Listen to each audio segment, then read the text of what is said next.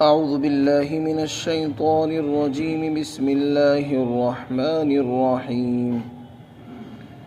إذ قال موسى لأهله إني آنست نارا سآتيكم منها بخبر أو آتيكم بشهاب قبس لعلكم تصطلون. فلما جاءها نودي أن بورك من في النار ومن حولها وسبحان الله رب العالمين. يا موسى إنه أنا الله العزيز الحكيم. وألق عصاك فلما رآها تهتز كأنها جان ولا مدبرا ولم يعقب. يا موسى لا تخف إني لا يخاف لدي المرسلون. إلا من ظلم ثم بدل حسنا بعد سوء فإني غفور رحيم. وأدخل يدك في جيبك تخرج بيضاء من غير سوء في 9 آيات إلى فرعون وقومه إنهم كانوا قوما فاسقين. فلما جاءتهم آياتنا مبصرة قالوا هذا سحر مبين وجحدوا بها واستيقنتها أنفسهم ظلما وعلوا فانظر كيف كان عاقبة المفسدين. اور اس وقت کو یاد کرو جب موسیٰ علیہ السلام نے اپنے گھر والوں سے کہا کہ میں نے آگ دیکھی ہے اور میں وہاں سے تمہارے پاس کوئی خبر لے کر آؤں گا یا تمہارے پاس کوئی شعلہ لے آؤں گا لکڑی میں لگا کر تاکہ تم تاپ سکو. پھر جب موسیٰ علیہ السلام اس کے پاس پہنچے تو ان کو آواز دی گئی کہ مبارک ہے وہ جو آگ کے اندر ہے اور وہ جو اس کے ارد گرد اور آس پاس موجود ہیں،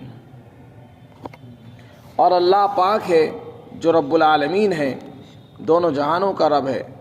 اے موسیٰ، یقیناً میں ہی اللہ ہوں جو عزت والا ہے، اقتدار والا ہے اور حکمت والا ہے.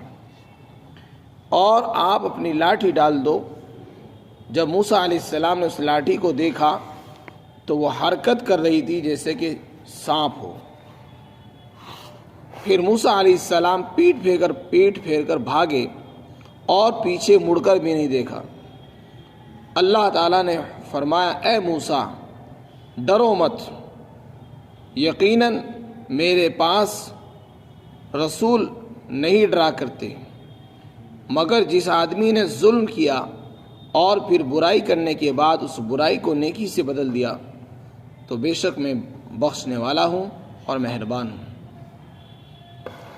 اور آپ اپنا ہاتھ اپنے گریبان میں ڈالیے، وہ بغیر کسی بیماری کے روشن ہو کر نکلے گا.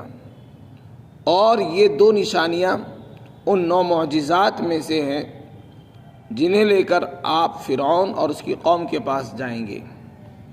یقیناً وہ لوگ فاسق اور نافرمان ہیں. جب موسیٰ علیہ السلام جب ہماری نشانیاں اور معجزات ان کے پاس پہنچے جو بصیرت افروز تھے اور واضح تھے تو انہوں نے کہا یہ تو کھلا ہوا جادو ہے، اور انہوں نے ان معجزات کا انکار کر دیا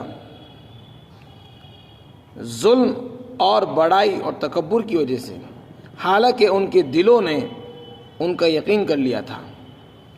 تو دیکھو فساد کرنے والوں کا انجام کیا ہوا. حضرت موسیٰ علیہ السلام کا واقعہ قرآن کریم میں مختلف مقامات پر ذکر کیا گیا. ابھی سورہ شعراء کے اندر آیا اور اس سے پہلے سورہ طٰہٰ کے اندر بھی اللہ تعالیٰ نے اس کو ذکر فرمایا ہے. حضرت موسیٰ علیہ السلام کے واقعے کے مختلف پہلو ہیں. حضرت موسیٰ علیہ السلام جب مصر سے نکلے اور مدین پہنچے، بھاگ گئے، ایک آدمی کو قتل کر دیا تھا، تو کسی آدمی نے ان کے دل میں بات ڈالی اور یہ کہا کہ دیکھو فرعونی لوگ تمہارے بارے میں پلاننگ کر رہے ہیں، تمہیں گرفتار کرنے کے لیے سازشیں ہو رہی ہیں، اور کہیں ایسا نہ ہو کہ تم کو گرفتار کر دیا جائے اور تم کو قتل کر دیا جائے، لہذا اس سے پہلے تم یہاں سے نکل جاؤ۔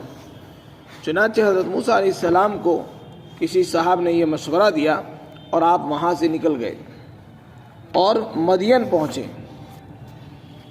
مدین پہنچ کر حضرت شعیب علیہ السلام ایک نبی ہیں، ان کی خدمت میں رہے اور ان کی بیٹی سے نکاح ہوا اور وہاں 10 سال ان کی خدمت کی۔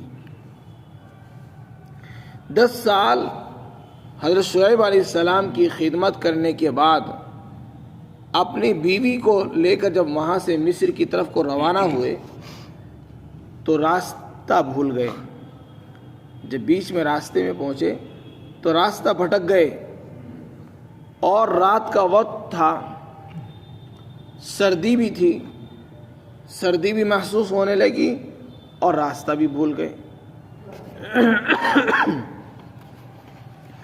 چنانچہ حضرت موسیٰ علیہ السلام کو پہاڑ پر ایک آگ نظر آئی، جو آگ نہیں تھی بلکہ نور الہی تھا، اللہ رب العزت کا وہ نور تھا جو ان کو نظر آیا۔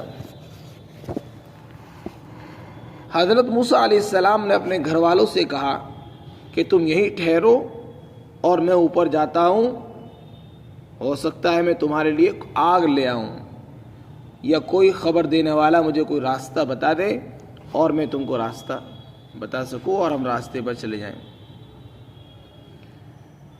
اس مقام پر حضرات مفسرین نے ایک نقطہ بیان کیا ہے اور یہ ادب بیان کیا ہے کہ انسان کو اپنی ضروریات پوری کرنے کے لیے اسباب اگر اختیار کرنے پڑیں تو اختیار کرنا چاہیے۔ وہ اسباب توکل کے خلاف نہیں ہیں۔ جیسے انسان کو سردی لگ رہی ہے تو سردی کو دور کرنے کے لیے آگ کی ضرورت ہے، ہیٹر کی ضرورت ہے، یا اور چیزوں کی ضرورت ہوتی ہے اسباب کی، تو انہیں حاصل کیا جا سکتا ہے، ان کو حاصل کرنا چاہیے، لیکن بھروسہ اللہ پر ہونا چاہیے۔ گرمی کو دور کرنے کے لیے کولر کی ضرورت ہے، اے سی کی ضرورت ہے، پنکھے کی ضرورت ہے، تو یہ اسباب اختیار کرنا توکل کے خلاف نہیں۔ اگر گرمی لگ رہی ہے اس کا مطلب نہیں کہ ہم پنکھا بھی نہیں لگائیں گے، بس اللہ ہی دور کرے گا گرمی بھی، بس گرمی میں پریشان ہو رہے ہیں، فنا ہو رہے ہیں۔ حضرت موسیٰ علیہ السلام جبکہ نبی ہیں جو توکل کے اعلیٰ مقام پر ہوتے ہیں، وہ فرماتے ہیں کہ میں آگ لینے جاتا ہوں، لینے کے لیے آگ جا رہے ہیں اور وہاں سے پیغمبری مل رہی ہے، نبوت مل گئی۔ جب اوپر پہنچے تو دیکھا وہ تو آگ نہیں ہے، وہاں روشنی ہے، نور ہی نور ہے، اور ایک درخت پر چمک ہے۔ تو حضرت موسیٰ علیہ السلام کو وہاں سے آواز آئی، نو دیا، آواز دی گئی، چنانچہ اس کا ذکر سورہ طٰہٰ کے اندر بھی آیا۔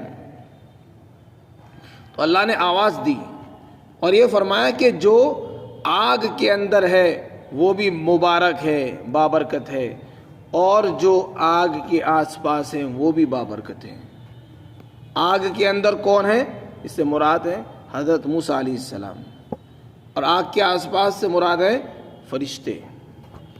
اور سورہ قصص کے اندر آ رہا ہے کہ فی البقعۃ المبارکہ، جس جگہ آپ آگ لینے کے لیے گئے تھے وہ وادی بھی مقدس وادی تھی، ایک مبارک وادی ہے، وہ جگہ بھی مبارک، وہ انسان بھی مبارک، فرشتے بھی مبارک۔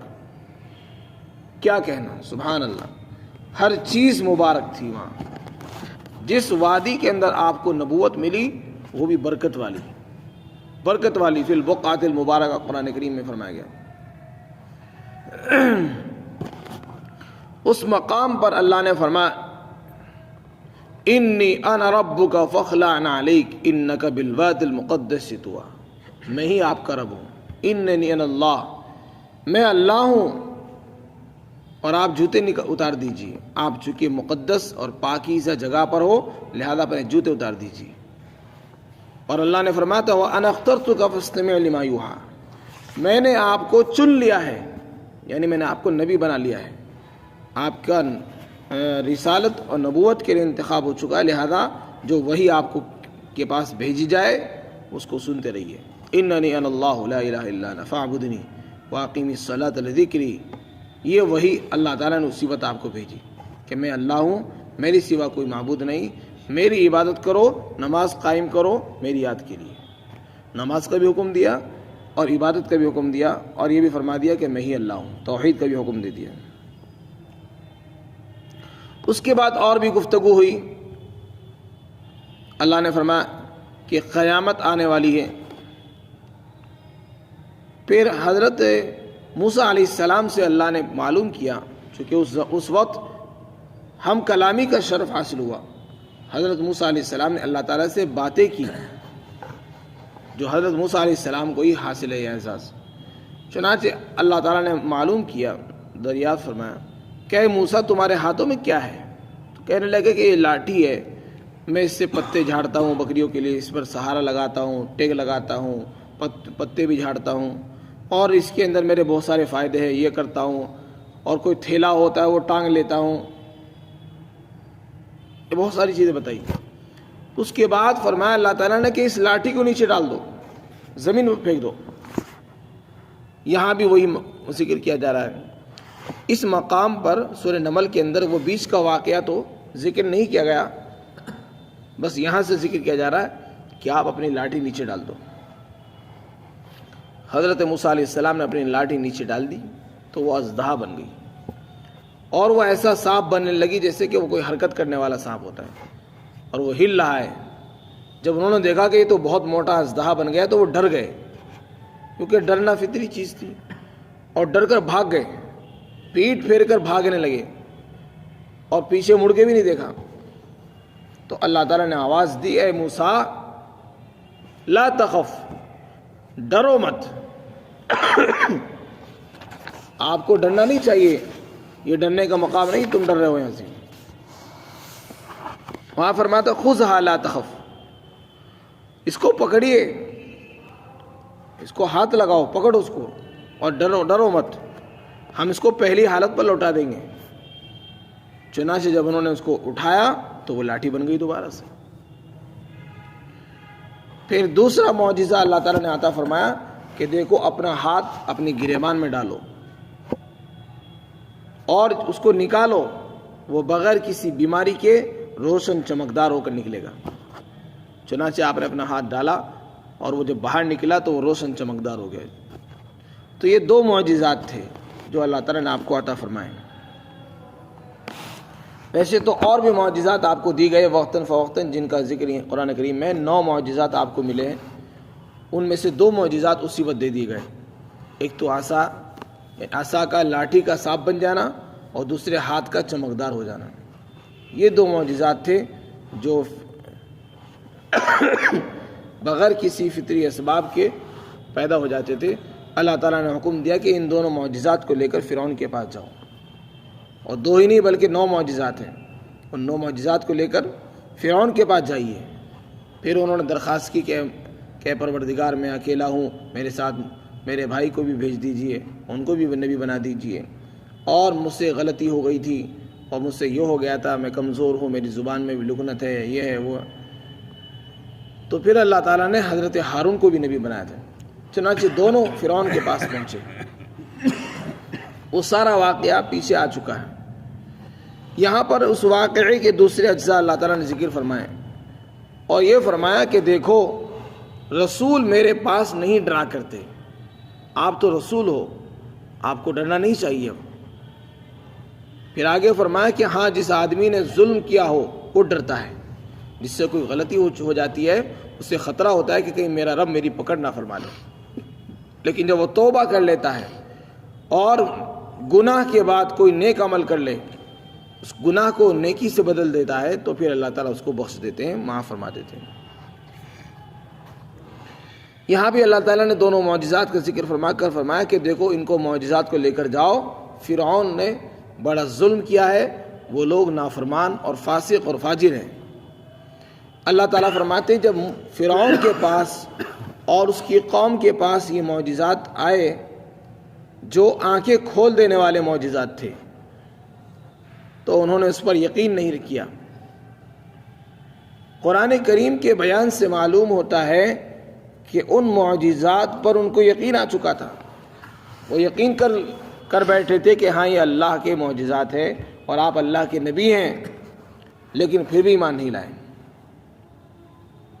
اور یہ بہانہ کیا کہ نہیں یہ تو جادو ہے، جادوگروں کو بلایا گیا، جادوگروں سے مقابلہ کروایا گیا، جادوگر ہار گئے، پھر وہ مسلمان بھی ہو گئے، ان کو سولی پر چڑھایا گیا وغیرہ وغیرہ ہوا، لیکن صرف اناد اور ضد اور تکبر کی وجہ سے مسلمان نہیں ہو سکا فرعون۔ اس سے معلوم ہوا کہ صرف نبوت کا اور اللہ کا یقین کر لینا کافی نہیں ہے، یعنی کوئی آدمی یقین کرے کہ اللہ ایک ہے اور رسول اللہ اللہ کے نبی ہیں لیکن ان کو تسلیم نہیں کرتا تو اتنا کافی نہیں ہے۔ فرعون اور اس کی قوم کے لوگوں نے آپ کی نبوت کا یقین کر لیا تھا، جیسے کہ قرآن کریم کے بیان سے معلوم ہوتا ہے، وَاسْتَيْقَنَتْهَا أَنفُسُهُمْ، ان کے دلوں کو یقین ہو چکا تھا، لیکن تسلیم بھی ضروری ہے، ماننا۔ آج کے زمانے میں بہت سے غیر مسلم کہتے ہیں کہ ہاں اسلام سچا مذہب ہے، قرآن سچا کلام ہے، نبی جو ہے برحق ہیں، سب مانتے ہیں، لیکن کوئی بھی آدمی تسلیم نہیں کرتا۔ جب آپ کو یقین ہے کہ اسلام سچا مذہب ہے تو اختیار کیوں نہیں کرتے ہو، اس کو اپناتے کیوں نہیں ہو؟ کفر اور شرک کو چھوڑنے کو بھی تیار نہیں اور اسلام کی تعریف بھی کر رہے ہیں۔ تو اسلام کے اندر دوہرا رویہ مطلوب نہیں ہے کہ زبان سے کہے کہ ہاں اسلام سچا مذہب ہے، قرآن اللہ کا کلام ہے اور نبی برحق ہیں اور نبی سے بڑھ کر کوئی نہیں ہے۔ جب نبی سب کچھ ہے، اسلام سچا مذہب ہے، تو اس کو اختیار بھی تو کرو، زندگی میں اتارو۔ جب وہ اتنا سچا مذہب اتارتے کیوں نہیں ہو؟ ڈر کس بات کا ہے؟ ڈرنا ہے تو صرف اللہ سے ڈریے، کسی اور سے مت ڈریے۔ وَجَاهَدُوا بِهَا، اللہ تعالیٰ فرماتے ہیں انہوں نے انکار کر دیا معجزات کا، اور یہ انکار صرف ظلم اور تکبر کی وجہ سے ہوا۔ اللہ تعالیٰ فرماتے ہیں انہوں نے انکار کیا، ان کا کیا انجام ہوا آپ کو معلوم ہے، کیسا برا انجام ہوا۔